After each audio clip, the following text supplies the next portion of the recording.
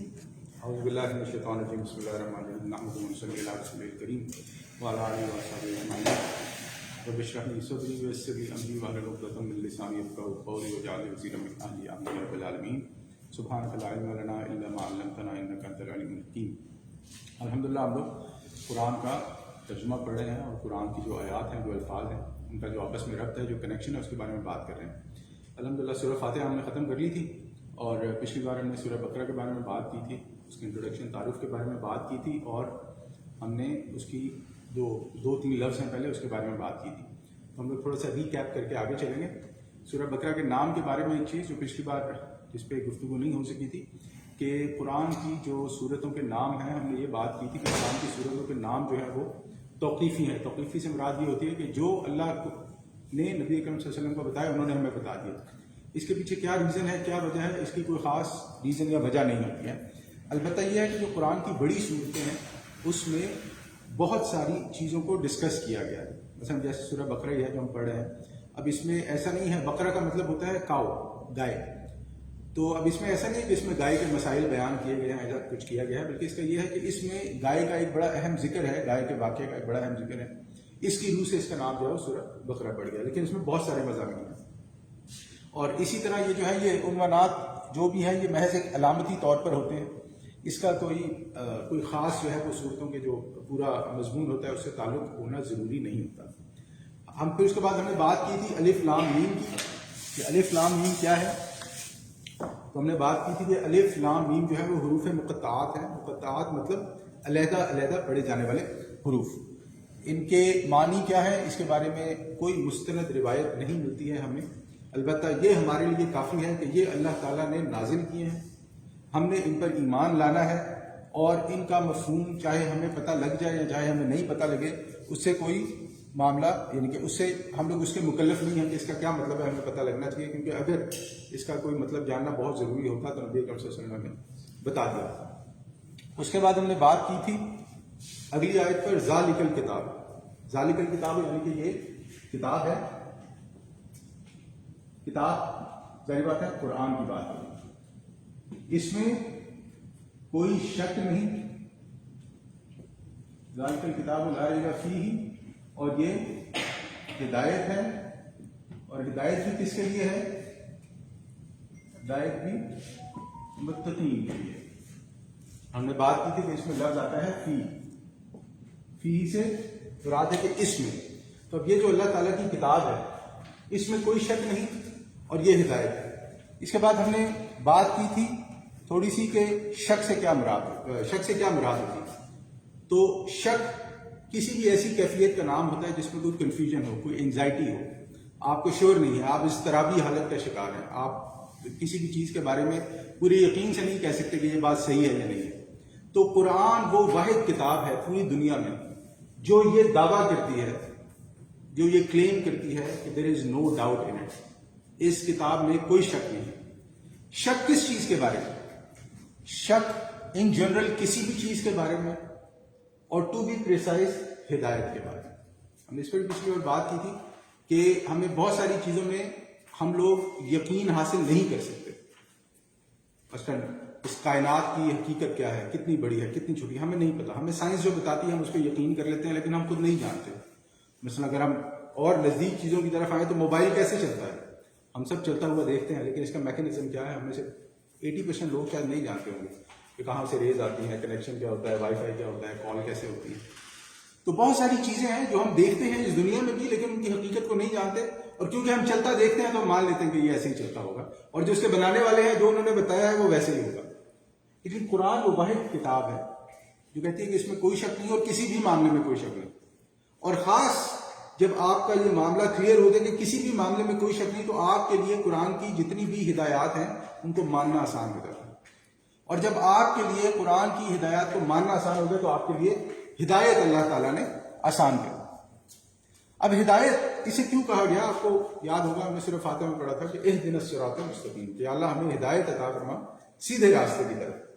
تو اللہ تعالیٰ نے اس دعا کے نتیجے میں پورا قرآن نازل کر دی کہ آپ نے ہدایت مانگی تھی سورہ فاتحہ میں، اس ہدایت کے بدلے میں اللہ تعالیٰ نے یہ قرآن آپ کے سامنے رکھ دیا ہے۔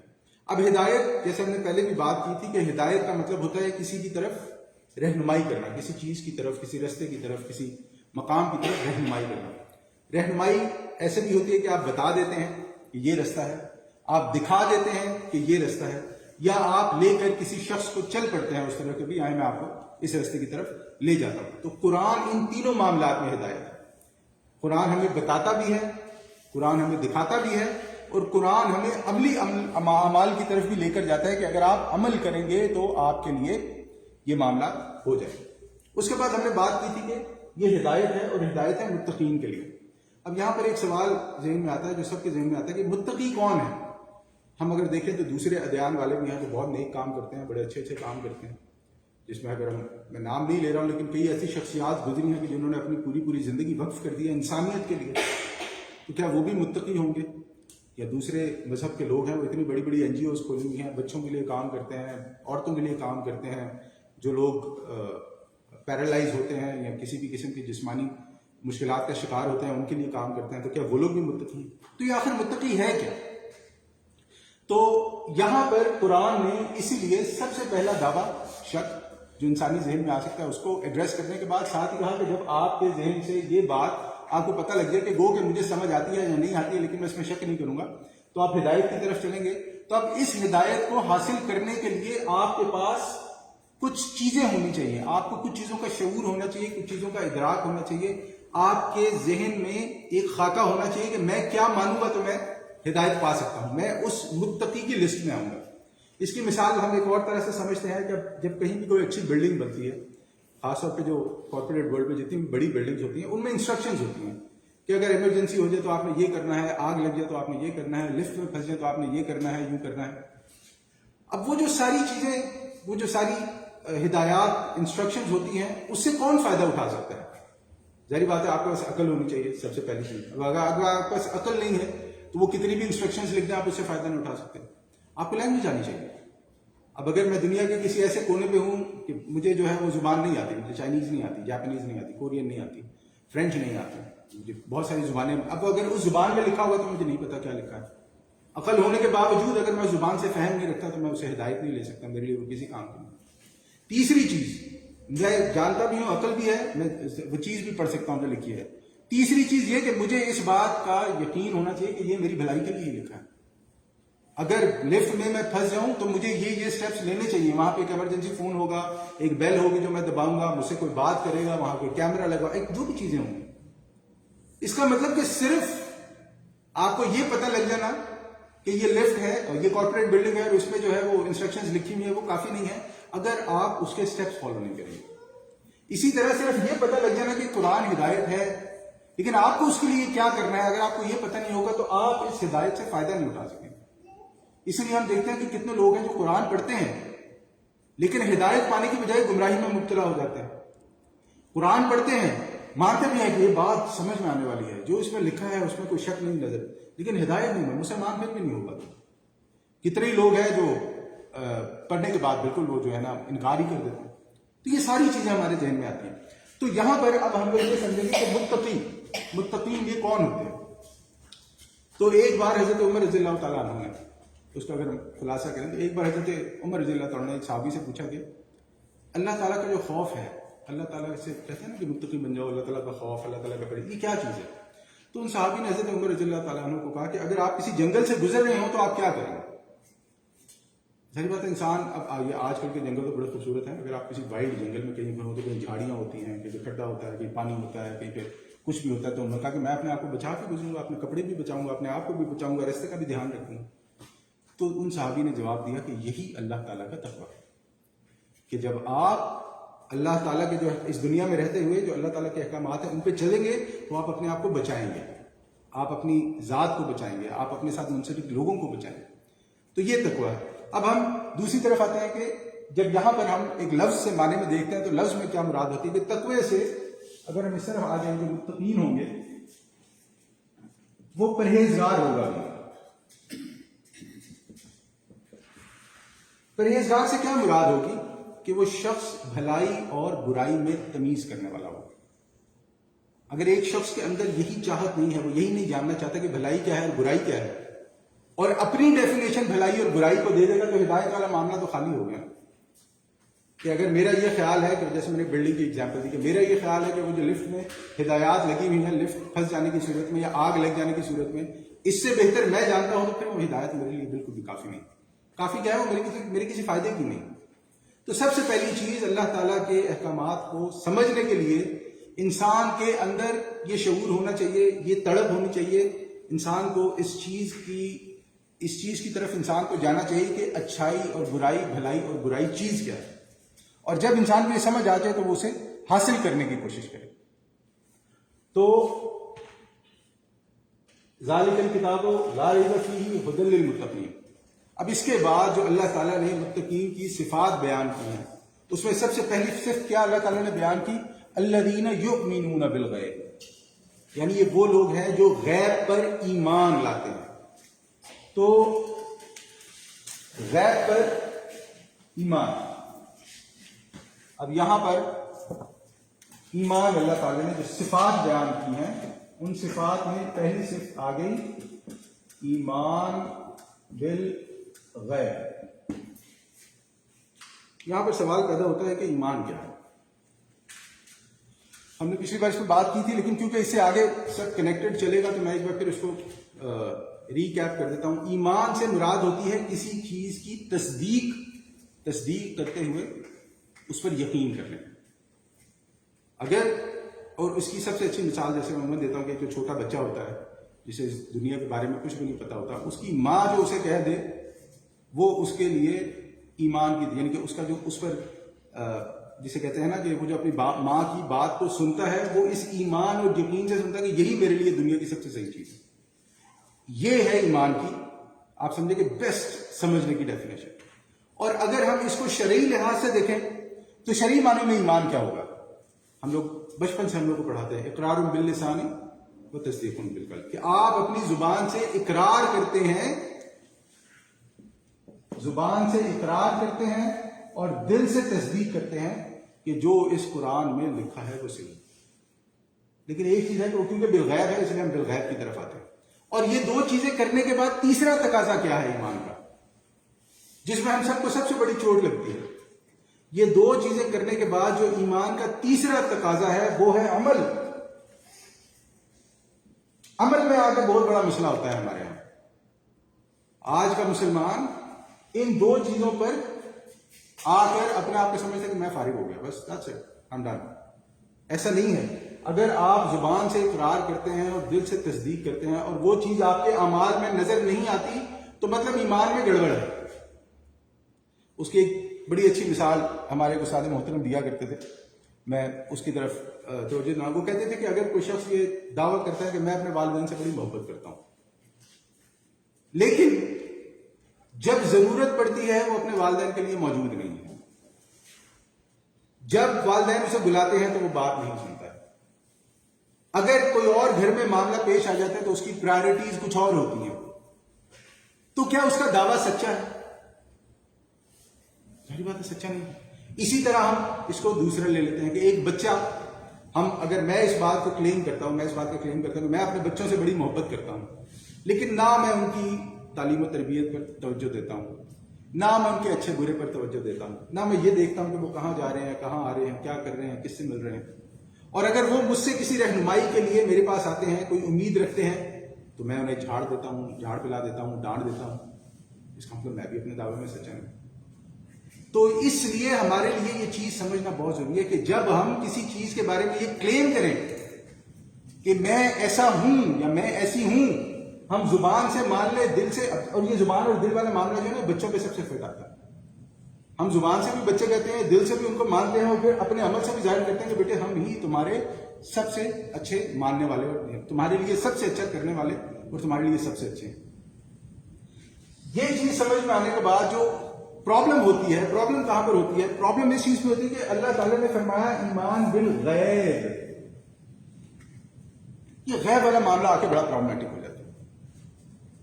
اس کی ایک بڑی اچھی مثال میں پڑھا تھا, بڑی کسی نے خوبصورت مثال دی. انہوں نے کہا کہ فرض کریں دو بچے ہیں جو ابھی پیدا نہیں ہوئے, جو ابھی اپنی ماں کے رحم میں ہیں, اور ان کی آپس میں گفتگو شنید ہو رہی ہے.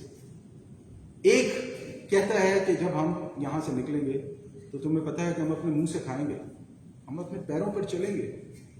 ہمارے لیے جو یہاں سے نکلنے کے بعد جو دنیا ہے اس میں بڑا علم ہے، بڑا کچھ ہے. اور جو دوسرا کہتا ہے وہ پاگل، یہ کیسے ہو سکتا ہے؟ ہم تو یہی ہیں، یہی رہیں گے. جو اللہ تعالیٰ نے ہمارے لیے نظام بنا دیا ہے ہم اسی سے کھا پی بھی رہے ہیں، ہم سب ٹھیک میں ہیں. اب یہ جو غیب والا معاملہ ہے، جیسے میں نے پچھلی بار بھی عرض کیا تھا کہ یہ غیب والا معاملہ پیورلی خالصتاً عقل پہ نہیں سمجھا جا سکتا. آپ کسی چیز پر ڈپینڈ ہو کر اسے سمجھ سکتے ہیں.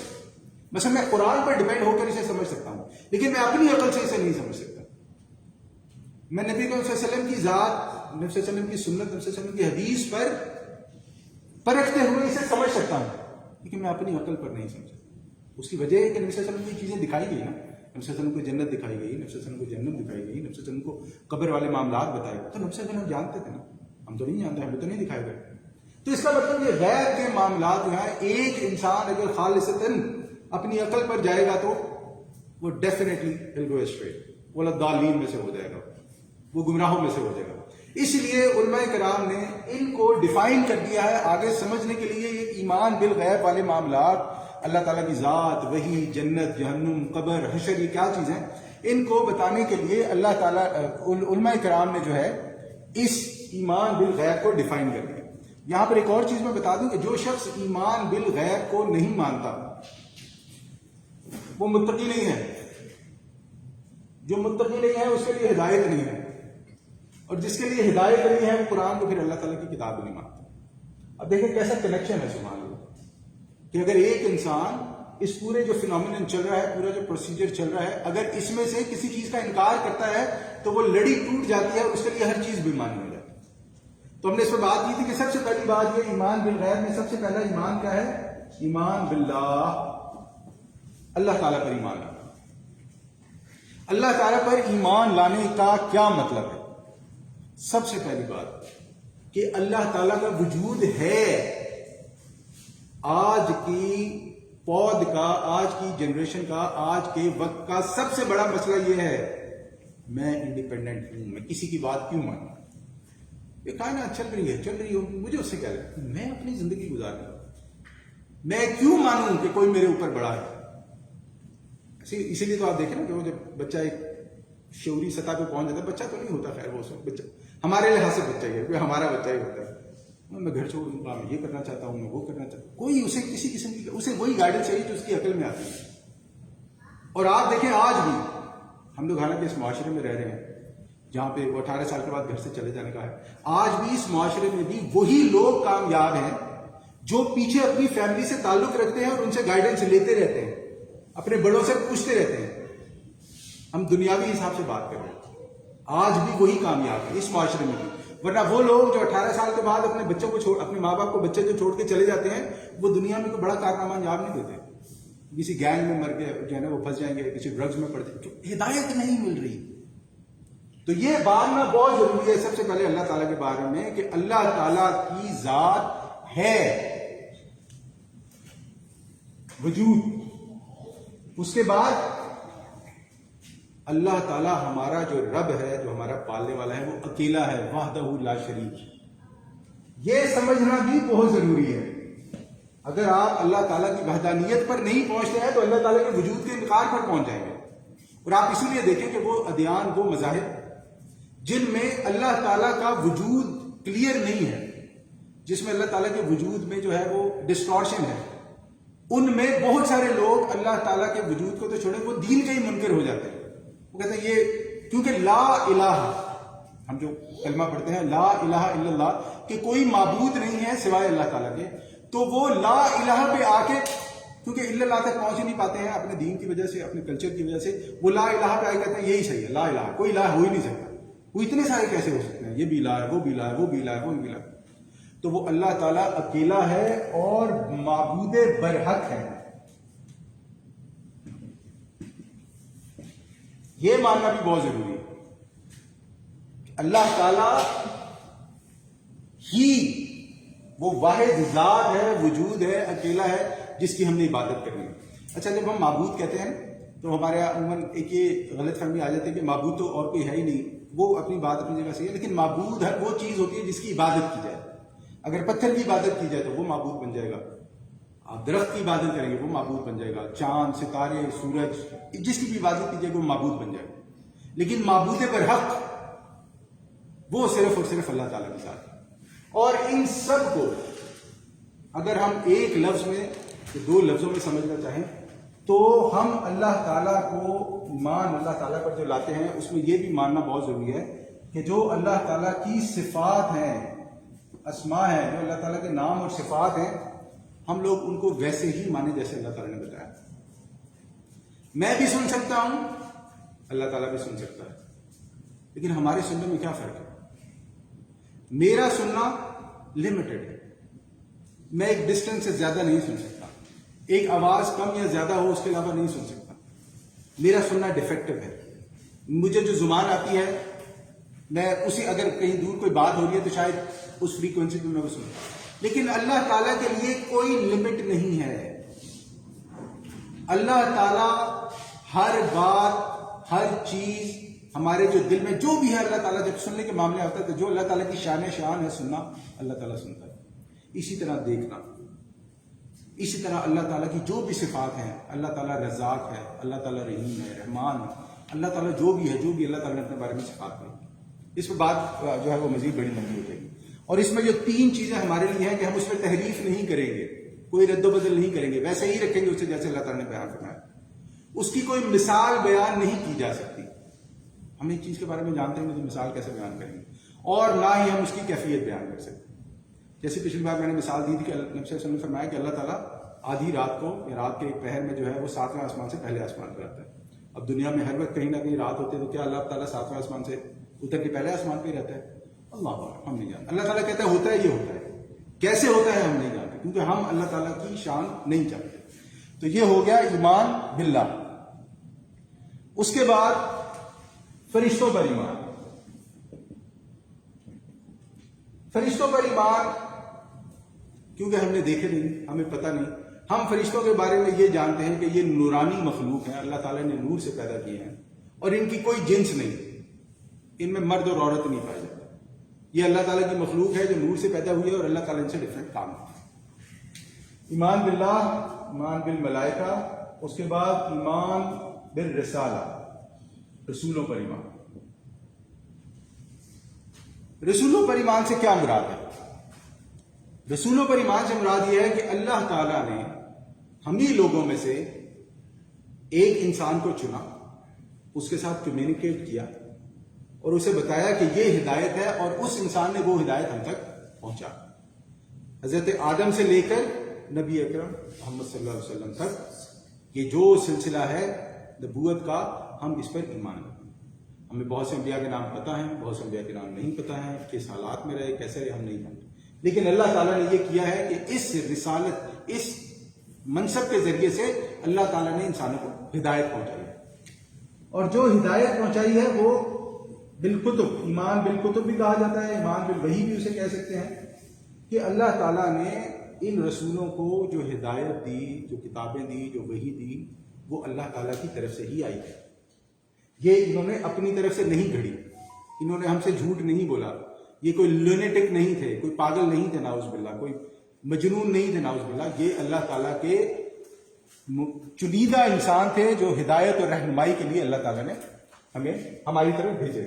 ایمان باللہ، ایمان بالملائکہ، ایمان بالرسالہ، ایمان بالوحی. اور اس کے بعد آتا ہے ایمان بالآخرہ. یہ جو آخرت والا معاملہ ہے نا، یہ ہے سب سے مشکل لوگوں کے لیے، ان لوگوں کے لیے سمجھنا جو اس دنیا میں اپنی مرضی سے رہنا چاہتے ہیں، جو کسی قسم کی قدغن نہیں چاہتے، جو یہ نہیں چاہتے کہ ہمیں بتایا جائے کیا ہے. اور جب انسان اس ٹرانس میں آ جاتا ہے، جب انسان اس مینٹالٹی میں آ جاتا ہے کہ میں، تو پھر جو سب سے پہلی چیز جس کا وہ انکار کرتا ہے وہ ہوتا ہے اور کوئی نہیں.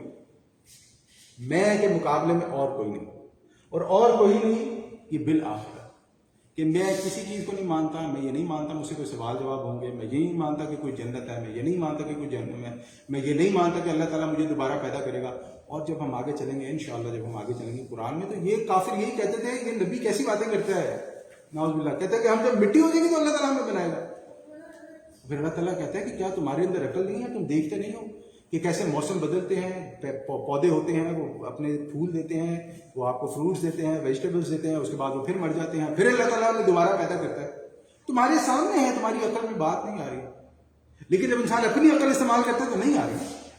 ہمارے سامنے اتنی بڑی کائنات ہے، جسے مثالیں لینا چاہیے تو ہماری دماغ کی جسے کہتے ہیں نا وہ دھجیاں اڑ جائیں، لیکن ہم اللہ تعالیٰ کی مثالیں ختم نہ کر سکیں.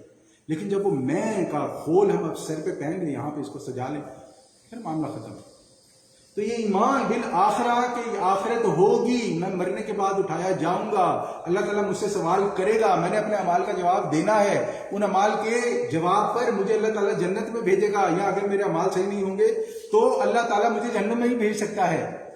اگر یہ معاملات انسان کے لیے، اگر انسان کو ان معاملات کی سمجھ نہیں آئی اس دنیا میں، اور یہ آخرت کا کانسیپٹ کلیئر نہیں ہوگا، تو یہاں سے یہ دیکھیں یہ بس پھر وہ ڈینائل والا معاملہ آپ سمجھ لیں کہ ڈینائل ہونا شروع ہوئے گا، اور ڈینائل کرتے کرتے کرتے کرتے میں نہیں مانتا.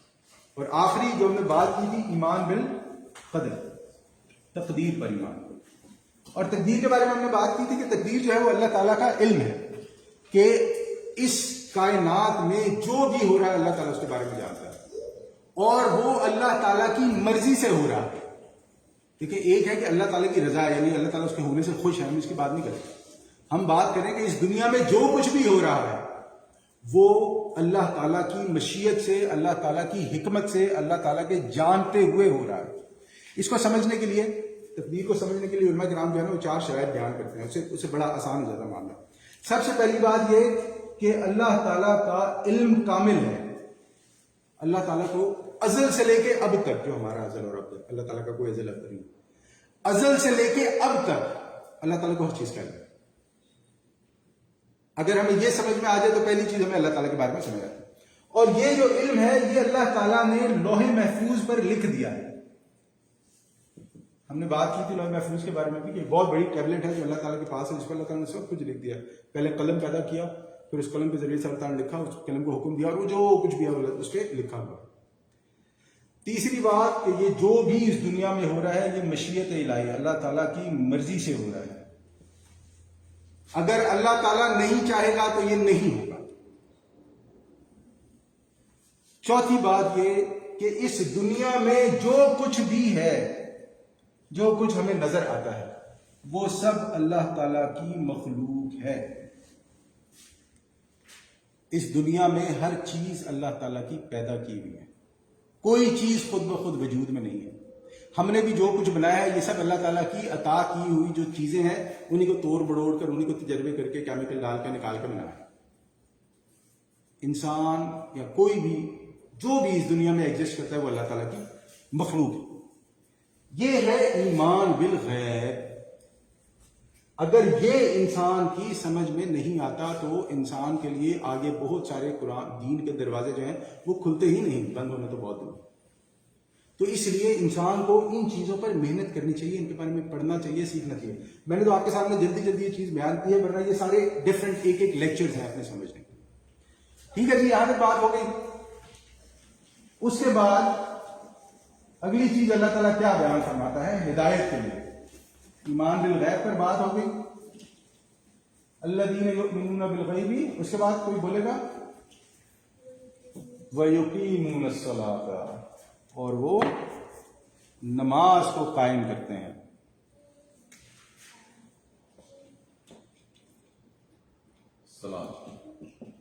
نماز. جب انسان کسی چیز پر ایمان لے آیا، مان لیا، ہم نے یہاں پہ بات کی تھی، زبان سے اقرار کیا، دل سے مان لیا، اور اس کے بعد ساتھ ہی عمل کا پہلو آ گیا. تو عمل میں جو چیز سب سے پہلی اللہ تعالیٰ نے بیان کی وہ چیز نماز ہے. اور آج ہمارے ہاں اس نماز کو سب سے ہلکا سمجھا جاتا ہے. میری بات ہے، نماز کی اہمیت پہ تو جتنی بھی بات کی جائے وہ کم ہے. لیکن اب پھر یہاں پر یہ چیز ہمارے لیے سمجھنا بہت ضروری ہے کہ اگر ہمارے سامنے ایمان والا معاملہ کلیئر نہیں ہوگا تو ہم نماز کی اہمیت کو کبھی بھی نہیں سمجھ سکیں. یہاں پہ ایک اور سوال بڑے لوگ مجھ سے کرتے رہے ہیں، خاص طور پہ جو ہماری ینگ جنریشن ہے وہ ضرور مجھ سے پوچھتے ہیں، وہ کہتی ہے نماز کیوں؟ یعنی ایسی کون سی چیز ہے، اور یہ بڑی سوچنے والی بات ہے کہ آخر ایسا کون سا معاملہ ہے کہ اللہ تعالیٰ کو ہماری نمازیں اتنی پیاری کیوں ہیں؟ ہمیں بھی سوچنا چاہیے نا کہ جب دیکھو جو بھی مولوی صاحب دیکھو جو بھی دیکھو نماز نماز نماز نماز نماز پڑھو، روزے رکھو، ایک آدھ نماز پڑھو، اس کے علاوہ بات ہی کیوں نہیں کرتے؟ اور یہ نہیں پڑھنے پہ ٹھیک ٹھاک جہنم کی وعید اور کافر اور جو نا مسلمان کے قبرستان میں بھی دفن نہیں کریں گے، کیوں ہے یہ ایسا؟ ہم لوگ عموماً اس چیز پہ سوچنے کی کوشش نہیں کرتے۔ دیکھیں اس کے لیے ہمارے لیے یہ چیز سمجھنی بہت ضروری ہے کہ ہم اس دنیا میں آئے کیوں ہیں۔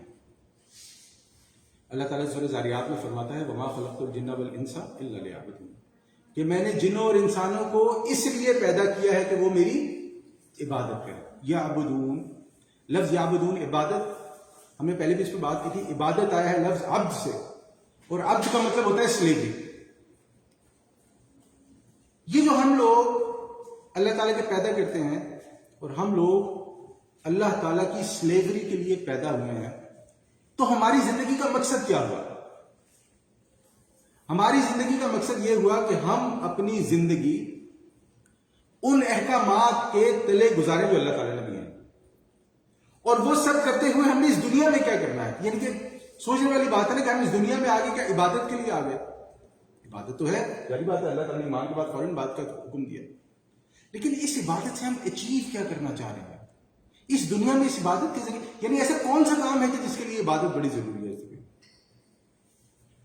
تو اس کے لیے یہ چیز یاد رکھیں کہ ہم لوگ اس دنیا میں اس لیے آئے ہیں کہ جو اللہ تعالیٰ کا دین ہے اس کو ہر جگہ پہ نافذ کر کے اس کے تحت اپنی زندگی گزاریں۔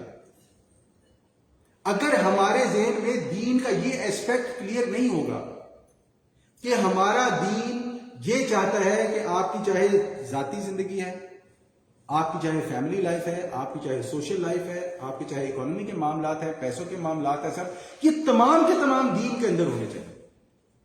مثلا میں عموماً اس بات کی مثال دیتا ہوں اور ایک بار آپ کے سامنے بھی رکھوں گا کہ اس دنیا میں 1 بلین کے قریب مسلمان ہیں۔ اسلامی بینک کتنے ہیں؟ بینک تو ہے ہی جو ہے وہ دوسری طرف سے لفظ ہے۔ اسلامک فائنینشیل سسٹم کہاں ہے؟ یعنی مسلمان 1 بلین اس قابل نہیں ہے کہ اپنے لیے ایک ایسا سسٹم بنا سکے کہ جس میں ان کی اپنی معیشت چل سکے۔ اس پہ کوئی بات نہیں کریں گے، اس کی طرف کوئی توجہ۔ جوڈیشل سسٹم، انصاف کا سسٹم کہاں ہے مسلمان؟ کیسے چلتا ہے؟ کیا ہے؟ کس طرح چلے گا؟ کہاں سے آئے گا؟ جج کون ہوگا؟ وکیل کون ہوگا؟ کرائم کیا ہے؟ کرائم کیا نہیں ہے؟ کتنے مسلمانوں میں ہے جسے آپ اسلامک سسٹم کہہ سکتے ہیں؟ مرد اور عورت کے حقوق، مرد کی کیا اوقات ہے، عورت کا کیا مقام ہے، بچوں کا کیا مقام ہے، اس پر بیس کرتے ہوئے خالصتاً دین میں کون سی جگہ ہے جس کے بارے میں آپ یہ کہہ سکتے ہیں کہ وہاں پر یہ معاملات ہیں؟ دیکھیے کسی نہ کسی حد تک ہر جگہ ہوتے ہیں، لیکن ہم بات کر رہے ہیں اسلامک سسٹم کی، کہاں ملتا ہے؟ تو یہ چیز سمجھے کہ جب آپ کے ذہن میں دین کا محدود تصور ہوگا، دین آپ کے لیے صرف نمازیں، روزے، زکوٰۃ، حج رہے گا، تو پھر آپ کے اس نماز کی کوئی اہمیت نہیں ہوگی۔ پھر آپ کے لیے نماز ایک ایکسرسائز ہے کہ اللہ تعالیٰ نے حکم دیا ہے، میں بیٹھ بھی جاتا ہوں، کھڑا بھی ہوتا ہوں، گھٹنوں میں درد بھی نہیں ہوتا ہے، گلے میں بھی درد نہیں ہوتا ہے، میں کچھ قرآن یاد کیا ہے تو وہ بھی میں پڑھ لیتا ہوں۔ قرآن بھی کیوں پڑھ لیتا ہوں؟ کیونکہ وہ چلے میں کیونکہ مسجد ہوں، امام ہوں مسجد کا، وہ مجھے سنانا ہوتا ہے۔ یہ ساری چیزیں کوئی بھی آپ کے لیے جو ہے نا it wouldn't make any sense, کوئی بھی چیز آپ کے لیے کوئی سینس نہیں بنائے گی۔ تو اگر ہم لوگ اپنے دین کا تصور محدودیت کی بجائے کھولیں گے، سمجھنے کی کوشش کریں گے دین کیا ہے، کیوں ہے، کیسے ہے، اللہ تعالیٰ کیا چاہتا ہے، اور پھر یہ تمام چیزیں جب ہم کریں گے تو ہمارے سامنے رکاوٹیں ہیں، اور جب وہ رکاوٹ آئے گی، جب ہمیں تکلیف ہوگی، جب میں اپنے بچے کو کہوں گا کہ نہیں بیٹے ایسے نہیں، ایسے یا نہیں بچے آپ جو ہے نا وہ پردہ کرو، آپ ایسے کرو، آپ کپڑے ایسے نہیں پہنو، آپ ایسے نہیں کرو، آپ بڑوں کے یہ حکم ہے، چھوٹوں کے لیے یہ حکم ہے، اور جب وہ بچہ کہے گا میں نہیں کرتا، مجھے تکلیف ہوگی، بہت تکلیف ہوگی۔ اب اس تکلیف میں کیا کروں؟ اس تکلیف میں رجوع کروں گا اللہ کی طرف۔ یہاں پر مجھے اس نماز کی اہمیت سمجھ میں آئے گی، یہاں پہ مجھے سمجھ آئے گا کہ کیوں اللہ تعالیٰ نے کہا ہے نماز، کیا کنیکشن ہے میرا اور اللہ تعالیٰ کے نماز کے ذریعے سے۔ ورنہ آپ دیکھیں، بلکہ آپ کبھی یہ کیجیے گا کہ نا اپنے آپ سے یہ سوال کیجیے گا، خاص طور پہ جو ہے نا ظہر، عصر اور عشاء، کہ نماز پڑھنے کے بعد آپ سوچیے گا کہ آپ نے نماز میں کون سی صورتیں پڑھی، اور سوچنے کی کوشش کیا جائے کہ آپ کو یاد آپ کی کون سی صورتیں پڑھی۔ 90% لوگوں کو نہیں پتا، کیونکہ ہم نماز پڑھتے ہیں، جب ہم نماز پڑھے ہوتے ہیں مطلب اس کا پتہ نہیں ہے، ترجمہ ہمیں آتا نہیں ہے. الحمدللہ رب العالمین. اس کے بعد جو بھی ہمیں چھوٹی چھوٹی صورتیں یاد ہیں، قل اللہ احد قل اعوذ برب الفلق، جو بھی وہ ہم پڑھ لیتے ہیں. اس کے بعد ہم اور تشہد خاص طور پہ تشہد میں بیٹھ کے تو وہ کیونکہ ذرا لمبا ہوتا ہے نا، تو سوچے اور مزید لمبی ہوتی ہے. اس کے بعد جب ہم سلام پھیرتے ہیں تو پھر اپنے آپ سے سوال کریں میں نے کون سی صورت پڑھی. اگر نہیں یاد تو مطلب معاملہ خراب ہے. اور وہ اسی لیے نہیں یاد کہ ہم یہی اہمیت ہی نہیں پتہ نماز. تو نماز کے بارے میں تو بہت ساری باتیں ہو سکتی ہیں. تو coming back to the point, وہ ایمان لانے کے بعد جو سب سے پہلی چیز نماز ہے. اور اس کی وجہ ہی یہ ہے کہ نماز کا مطلب ہے کہ آپ اللہ تعالیٰ کی طرف رجوع کرتے ہیں کہ اللہ اب میں کیا کروں، میں یہ بھی کر رہا ہوں، یہ بھی کر رہا ہوں، معاملات میرے ہاتھ سے نکل رہے ہیں، ہمارا کنٹرول نہیں ہے چیزوں پر، اب کیا کیا جائے. تو اطاعت کے لیے سب سے پہلی چیز نماز. اور نماز بھی یقین جو قائم کرتے ہیں. نماز قائم کرنے کے بارے میں علماء نے بہت ساری چیزیں بیان کی ہیں، لیکن کچھ علماء نے یہ بیان کیا ہے کہ قائم کرنے سے مراد ہے کہ آپ اچھی طرح سے وضو کریں، آپ کو پتا ہو آپ کیا پڑھ رہے ہیں، آپ سنت نبوی جو ہے اس کے مطابق نماز پڑھیں اور ان تمام چیزوں کو فالو کریں. اسی میں ایڈ کرتے ہوئے علماء نے یہ کہا ہے کہ قائم سے مراد ہے کہ آپ باجماعت نماز پڑھیں، مسجد میں پڑھیں، اس کے لیے مسجد قائم کریں، اور یہ چیز جو ہے وہ کی. اور ایک قائم کرنے کا مطلب یہ بھی ہے کہ ہمارے پاس ایک نظام ہونا چاہیے، جو الحمدللہ ہوتا ہے کہ آپ اذان دیتے ہیں، لوگوں کو پتہ ہوتا ہے کہ نماز کا ٹائم ہو گیا، لوگ آتے ہیں، بہت ساری چیزیں. اور باٹم لائن جیسے ہم نے پہلے بات کی کہ اس کا مقصد اللہ تعالیٰ کے ساتھ ذہنی اور قلبی تعلق ہونا چاہیے. اگر یہ چیز نہیں ہوتی ہے تو نماز کا مقصد فوت ہو جاتا ہے. تیسری چیز اللہ تعالیٰ نے متقین کی صفات کے بارے میں ایمان بالغیب نماز، الذین یؤمنون بالغیب ویقیمون الصلاۃ ومما رزقناہم ینفقون، جو ہم نے انہیں رزق دیا ہے اس میں سے خرچ کریں. رزق چلیں اس پہ آنے سے پہلے یہ ہو گئی آپ کی زبانی عبادت، یہ ہو گئی آپ کی عملی عبادت، اور یہ ہو گئی آپ کی مالی عبادت. زبان، دل اور عمل. عملی عبادت مالی عبادت. سب سے پہلے تو رزق سے مراد کیا ہے؟ دیکھیں ہم لوگ جو اس دنیا میں آئے نا، اللہ تعالیٰ نے ہمیں ہر چیز کا ایک حصہ دیا ہے. ہماری عمر کا ایک حصہ ہے وقت، ہماری صحت کا ایک حصہ ہے جتنا ہے، ہمارے کھانے پینے کا ایک حصہ ہے، ہماری اولاد میں ایک حصہ ہے. ہر چیز اللہ تعالیٰ نے جو ہمیں اس دنیا میں دی ہے وہ ایک حصے کے مطابق. جب وہ حصہ ختم ہوتا ہے وہ چیز ہم سے ختم ہوتا ہے. تو اس کا یہ مطلب ہوا کہ ہمیں اللہ تعالیٰ نے جو رزق دیا ہے وہ حصوں میں ہے، جس میں کھانا پینا بھی انکلوڈڈ ہے، صرف کھانا پینا رزق نہیں ہے. تو اب اللہ تعالیٰ نے ہمیں جو کچھ بھی دیا ہے، اللہ تعالیٰ نے ہمیں جو کچھ بھی عنایت کیا ہے، پہلی بات تو ہم یہ دیکھیں کہ اب مثلا رزق کا میرے لیے اللہ تعالیٰ نے کھانے پینے کا ایک حصہ مقرر کیا، میں نے صرف وہ حاصل کرنا ہے. اب وہ حاصل کرنے کے لیے مجھے جو حلال، پاکیزہ اور مباح چیزیں ہیں اس کا دھیان رکھنا. تو رزق جو اللہ تعالیٰ نے مجھے دیا ہے میں اس کو خرچوں گا. خرچوں گا کہاں؟ جب ہم پیدا ہوئے دنیا میں آئے تو خرچنے کے لیے سب سے پہلے یہ چیز یاد رکھیں کہ اللہ تعالیٰ نے ہم پر جو حقوق مقرر کیے ہیں ہم سب سے پہلے ان پر مکلف ہے خرچنے. اگر میرے گھر میں بھوک ہے اور میں باہر خرچ رہا ہوں تو اللہ تعالیٰ کو جواب دیں، میری بیوی بچے ہیں. میرے گھر میں رشتہ داروں میں بھوک ہے اور میں باہر خرچ رہا ہوں تو میں اللہ تعالیٰ کو جواب دیں، اس کی کوئی جسٹیفیکیشن ہونی چاہیے میرے پاس. تو اللہ تعالیٰ کے لیے اللہ تعالیٰ کے حکم پر مالی قربانی کرنے سے دریغ نہ کیا جائے. جو حقوق اللہ تعالیٰ نے لوگوں کے مقرر کیے ہیں اس کے مطابق انہیں دیا جائے، جس میں صدقات آ جاتے ہیں جو نفلی ہیں اور زکوٰۃ فرضی. اس کے بعد انسان اس معاملے میں تنگ دل نہ ہو، زر پرست نہیں ہونا چاہیے کہ چمڑی جائے پر دمڑی نہ جائے. اس کی وجہ یہ ہے کہ جب انسان اس ایمان بالغیب کی طرف اس کی توجہ نہیں ہوتی ہے، انسان اللہ تعالیٰ کو اپنا رازق نہیں سمجھتا ہے. جب اللہ تعالیٰ کہتا ہے کہ زکوٰۃ دینے سے پیسے کم نہیں ہوتے، زیادہ ہوتے ہیں، جب اللہ تعالیٰ کہتا ہے کہ صدقات دینے سے انسان کی عمر میں، انسان کے کھانے پینے میں، انسان کے رزق میں، انسان کی صحت میں برکت آتی ہے، ہمارے لیے تو سارا اپوزٹ ہے. میری محنت کی کمائی اور میں کسی کو دے رہا ہوں.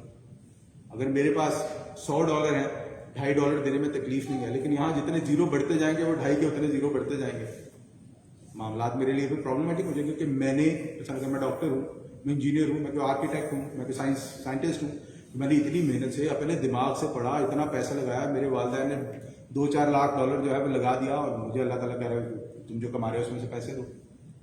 عقل سے نہیں سمجھ میں آتی ہے بات. لیکن اگر اللہ تعالیٰ کہہ رہا ہے کہ دو تو مطلب دو. میرے لیے یہاں پہ کھڑے ہو کے کہنا بڑا آسان ہے، لیکن جس نے دینا ہوتا ہے اس کے لیے اتنا آسان نہیں ہے جب تک ایمان والا معاملہ کلیئر نہیں ہو. تو آپ دیکھ رہے ہیں کیسے سبحان اللہ تعالیٰ کی کتاب ہے، اللہ تعالیٰ نے جب شروع کیا ہے. اور آپ ایک چیز ذہن میں رکھیں نا، یہ سارے معاملات یہاں پہ آگے ختم ہونے ہیں، لا ریب فیہ، اس میں کوئی شک نہیں ہے، کیونکہ یہ سارے معاملات شک پہ پرابلم پیدا کرتے ہیں. ہوگا کہ نہیں ہوگا، میرے تو پیسے کم ہو جائیں گے، اگر مجھے نہ ملے تو، اگر میں پھنس گیا تو، اگر میرے ساتھ یہ ہو گیا تو، اگر. اور وہ اگر شیطان وہ اگر اتنے سارے پیدا کرتا ہے کہ انسان یہاں پہ آ کے کھڑا ہو جاتا ہے کہ بھائی بس یہ جناب میری سمجھ میں باتیں نہیں آتی ہیں جو آپ لوگ بتاتے رہتے ہو، اسلام میں ایسے، اسلام میں حقوق ہے، اسلام میں تو ان چیزوں کو نہیں مانتا ہوں، میں یہ کام نہیں کر سکتا. And last but not least کہ رزق جو ہم نے خرچنا ہے، جیسے میں نے پہلے بھی بات کی کہ اللہ تعالیٰ کے دین کے معاملات کے لیے کرنا بہت ضروری ہے. اللہ تعالیٰ کے جو دین کے معاملات ہوتے ہیں اس میں یہ معاملہ کرنا بہت. دیکھیں کسی کو کھانا کھلاتے ہیں الحمدللہ، آپ کسی کو صحت کا علاج کراتے ہیں الحمدللہ، آپ کسی کے اور بھی معاملات حل کرتے ہیں الحمدللہ. لیکن ایک چیز اور بھی یاد رکھیں کہ ہم جہاں پر رہ رہے ہیں، جیسے مسجد ہے، اب یہ ایک مسجد جو ہے یہ ہمارا ایک امپورٹنٹ سینٹر ہے. اس مسجد میں رہتے ہوئے ہمیں اس چیز کی کوشش کرنی ہے کہ ہم جس نظام کے تحت رہ رہے ہیں ہم اس نظام میں بتائیں کہ بھئی ہم مسلمان ہیں، ہمارے بچوں کو اسکول میں نماز پڑھنے کی آزادی ہونی چاہیے. ہم جس سسٹم میں رہ رہے ہیں ہمیں یہاں پہ اس بات کی آزادی ہونی چاہیے کہ ہم لوگ ایک اپنا فائنینشیل سسٹم بنائیں جس کے طریقے سے ہم رہنا چاہتے ہیں کہ ہمارے پاس ہے. ہم یہاں جس نظام میں رہ رہے ہیں یہاں پہ جو آپ کا جوڈیشل سسٹم ہے اس میں آپ کے چینجز کریں. یہ کون کرے گا؟ یہ میں اور آپ ہی کریں گے، یہ کوئی اوپر سے فرشتے نہیں آگے کرنے کے. اور آج کے دور میں کم از کم لڑکے ابھی تک تو نہیں ہو سکتا. ہم لوگ اتنے پاورفل نہیں ہیں کہ کام لڑکے کر سکتے. کچھ ہے ہی نہیں، لڑیں گے بات. وہ جو جن کے پاس چلو چھوڑے بات کے اور چلی جائے گی.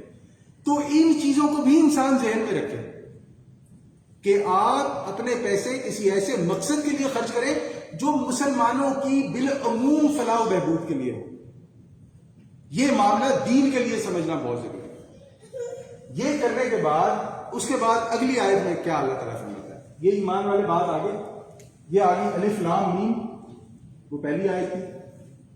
ذالک الکتاب لا ریب فیہ ھدی للمتقین الذین یؤمنون بالغیب ویقیمون الصلاۃ ومما رزقناہم ینفقون. چوتھی آیت،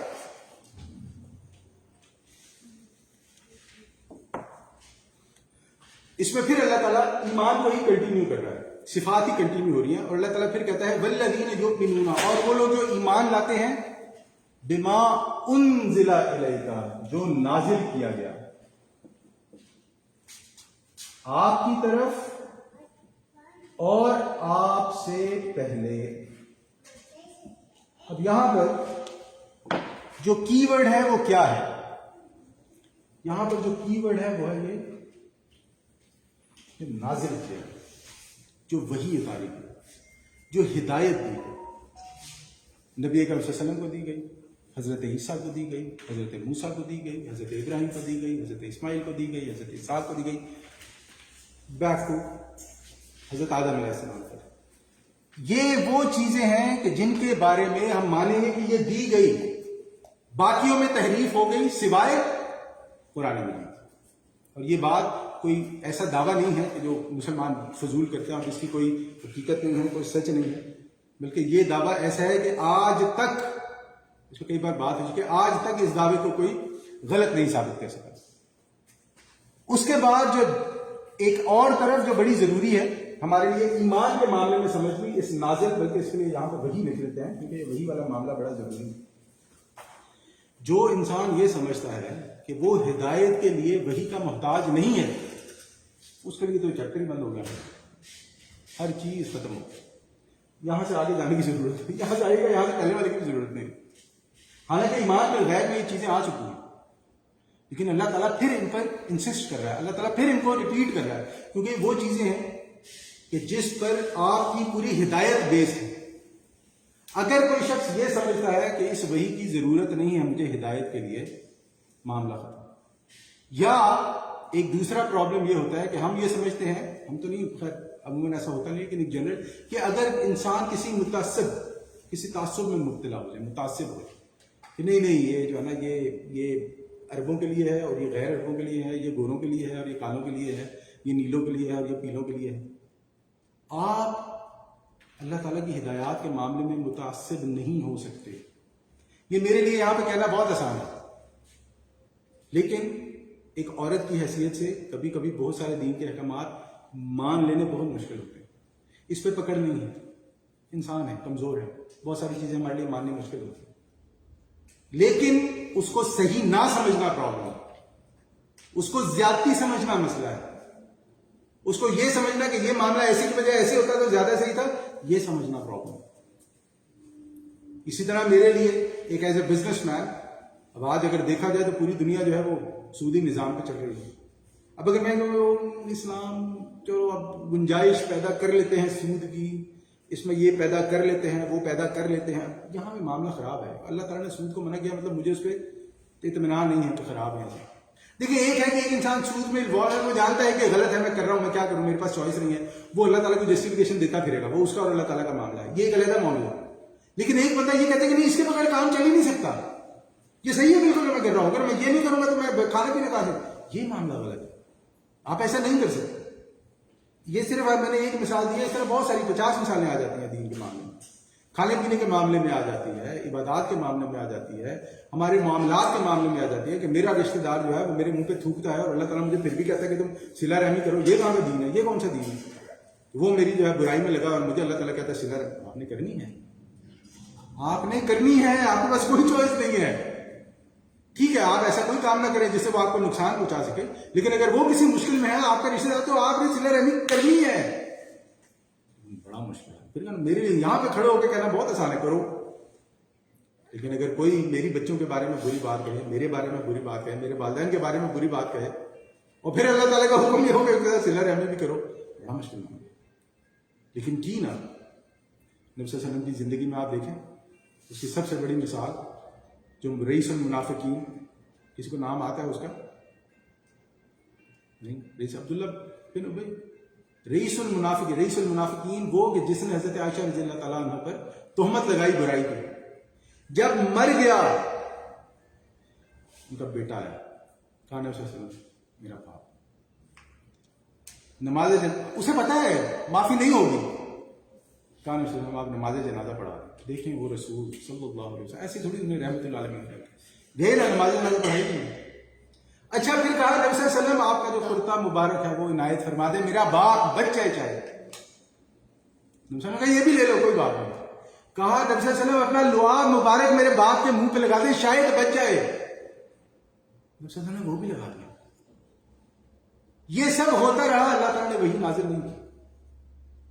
حضرت عمر نے منع کیا کہ نبی صلی اللہ علیہ وسلم آپ کیا کریں اس کی نماز جنازہ، نبی صلی اللہ علیہ وسلم کا نہیں، وہ میرے دور کا ہے نا، وہ میرے ساتھ کا ہے، نہیں منع کر سکتے. لوگ کیا کہیں گے، دین کا معاملہ، نبی رحمت العالمین.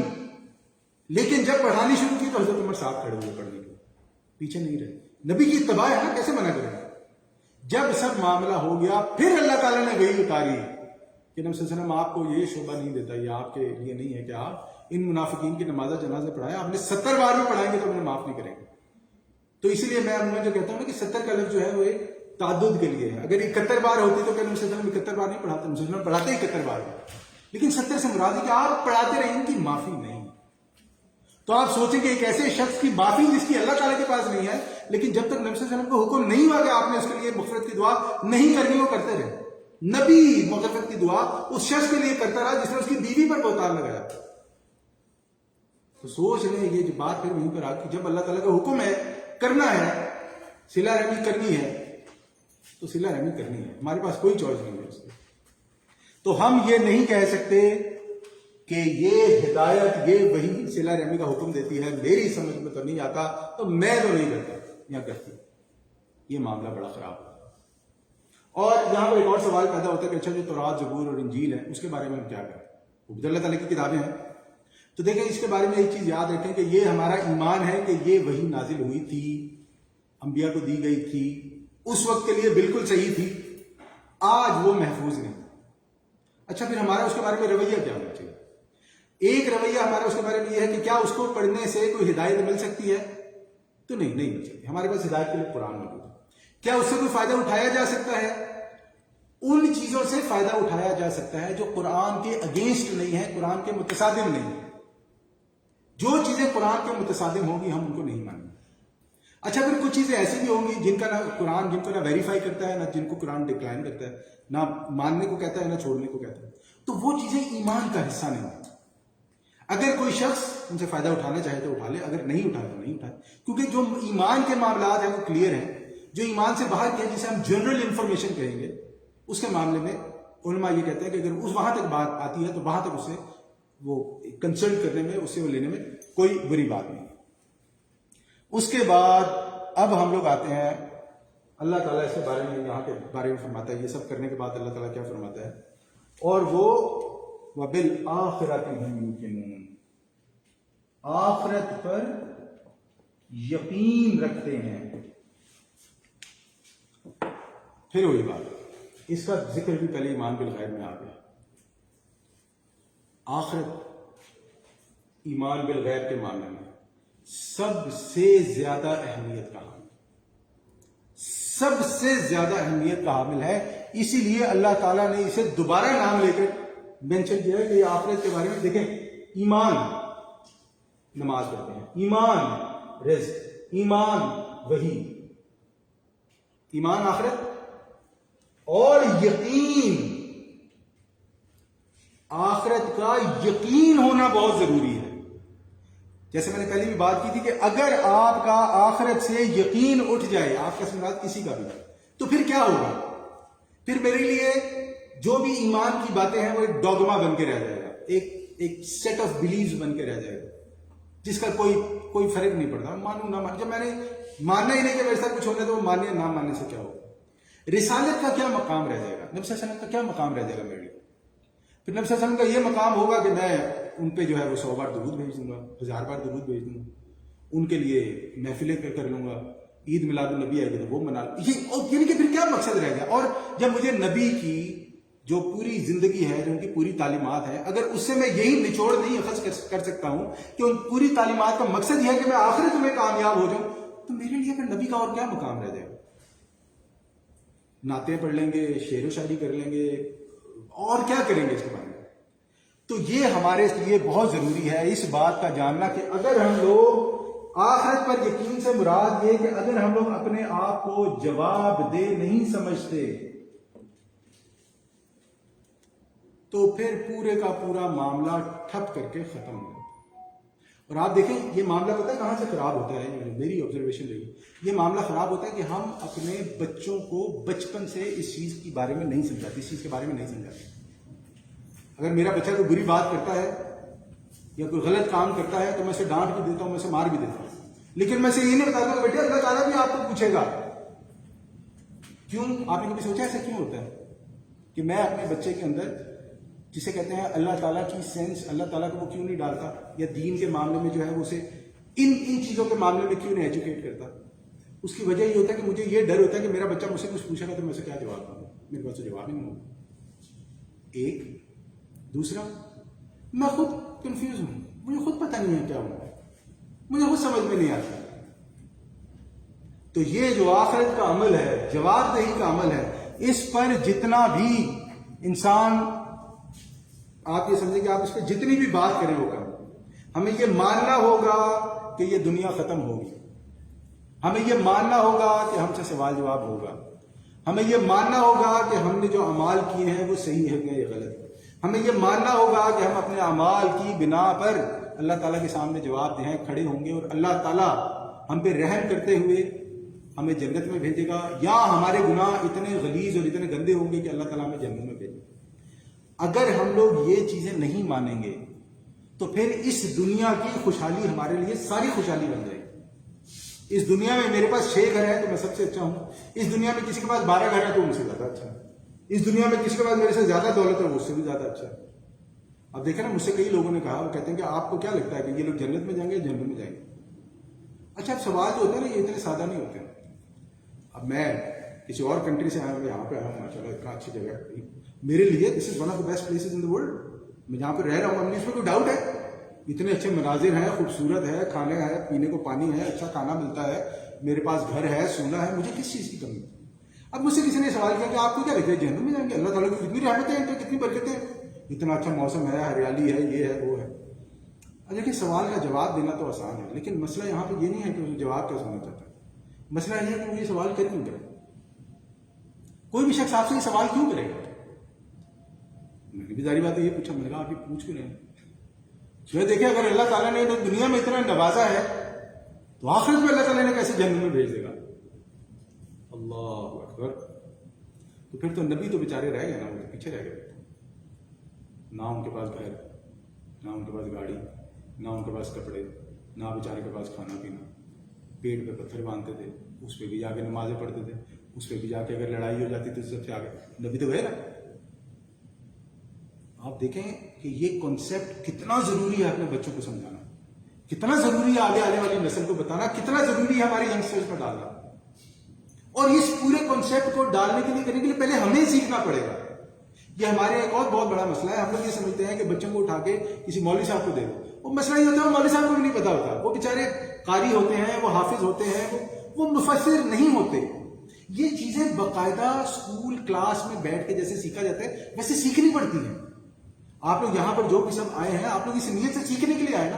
اب آپ مجھے بتائیں، ایمان سے بتائیں کہ ہم میں سے کتنے لوگ ہیں جو یہ جتنی باتیں یہاں پر بیان ہوئی ہیں اس کو واقعی 1 یا 2 گھنٹے میں بیٹھ کے سیکھ سکتے ہیں؟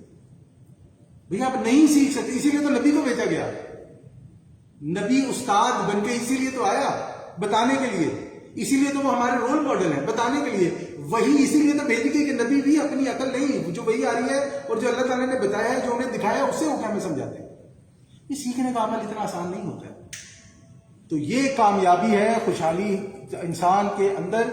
جب تک یہ معاملہ نہیں آئے گا کہ آخرت کی کامیابی سب سے بڑی کامیابی ہے، تو وہ اس دنیا کی خوشحالی کو ہی کامیابی سمجھتے ہوئے اپنی زندگی گزارے گا. اور یہ پورا معاملہ اس کے لیے قرآن والا، سمجھنے والا، اس ہر چیز کا وہ سب کانشیس میں انکار کرنا شروع کر دے گا. اور آخری بات جس پر ہم لوگ اپنی بات کو ختم کریں گے کہ انہی کے بارے میں یہ جو تمام باتیں ہم نے بیان کی ہیں، ان سب کے بارے میں اللہ تعالیٰ کیا کہتا ہے کہ یہ کون لوگ ہیں؟ اولئک علی ھدی من ربہم، یہ وہ لوگ ہیں جو ہدایت پر ہیں. وَأُولَئِكَ هُمُ الْمُفْلِحُونَ، اور یہ وہ لوگ ہیں جو کامیاب ہوں گے. یہ پوری ہماری جو نجات ہے اس کا خلاصہ ہے. اگر کسی کے پاس یہ کانسیپٹ کلیئر نہیں ہے نا، اس کے پاس جو آگے ہونے والے اعمال جو وہ کر رہا ہے، جو وہ سمجھ رہا ہے، جس طرح بھی سمجھ کے کر رہا ہے، وہ ایک نہ ایک دن آ کے پھنس جائے گا، ٹھوکر کھائے گا. اسے پھر دوبارہ اس بیسکس پر آنا پڑے گا سمجھنے میں. اگر یہ بیسکس کلیئر نہیں ہو تو انسان کی پوری زندگی جو ہے نا وہ کنفیوژنس کا شکار رہتی ہے، اپنے بچوں کے لیے کنفیوژن کا شکار رہتی ہے. تو یہاں پہ کامیاب فلاح اولئک علی ھدی من ربہم، ہدایت کے بارے میں ہم نے بات کر لی تھی کہ ہدایت کیا ہے. اور کامیاب ہوں گے، فلاح ہوں گے، کامیاب ہوں گے انسان. قرآن، اللہ تعالیٰ قرآن میں کامیابی قرار دیتا ہے منزل تک پہنچ جانے. یعنی یہ وہ لوگ ہیں جو اپنی منزل تک پہنچ جائیں گے. اور ہماری منزل کیا ہونی چاہیے؟ ایک مسلمان کی منزل، ایک مسلمان کی منزل ہے جنت. تو یہ جو ہم نے بات کی کہ یہ قرآن کتاب، اس میں کوئی شک نہیں، ہدایت ہے. اب آپ دیکھیں کہ اس شک والا معاملہ اپنے ذہن میں رکھیں کہ اس شک کو کرنے کے لیے کہ اس میں کوئی شک نہیں، جو قرآن اپنے بارے میں کلیم کرتا ہے کہ اس میں کوئی شک نہیں، پھر اس میں کوئی شک نہیں کہ ہدایت ہے، اس میں کوئی شک نہیں کہ ایمان جو غیب والوں کی بات ہے، اس میں کوئی شک نہیں کہ نماز پڑھنی چاہیے، اس میں کوئی شک نہیں کہ رزق رکھنا چاہیے، اس میں کوئی شک نہیں کہ وہی ہے، اس میں کوئی شک نہیں کہ آخرت پر ایمان ہے، اس میں کوئی شک نہیں کہ وہی لوگ کامیاب. تو اللہ تعالیٰ سے دعا ہے کہ جو ہم نے یہاں پہ پڑھا، سنا، سیکھا، اللہ تعالیٰ اسے سمجھنے کو توفیق عطا فرمائے. اللہ تعالیٰ اس قرآن کو ہمارے لیے ہدایت بنا دے، ہمارے دلوں کا نور بنا دے. اللہ تعالیٰ اس قرآن کو ہماری زندگی کا نور بنا دے. اور اللہ تعالیٰ ہم سے جو بھی غلطیاں بتائی ہیں انہیں معاف فرمائے. اللہ تعالیٰ تمام گھٹن بیماروں کو شفا عطا فرمائے انشاءاللہ. اللہ تعالیٰ تمام مسلمانوں کی تمام مشکلات پریشانی کو دور فرمائے اور ہمیں اپنے چنیدہ بندوں میں چن کر دنیا میں معاف فرما کر آخرت میں کامیاب کر دے. آخرت میں الحمد للہ رب العالمین.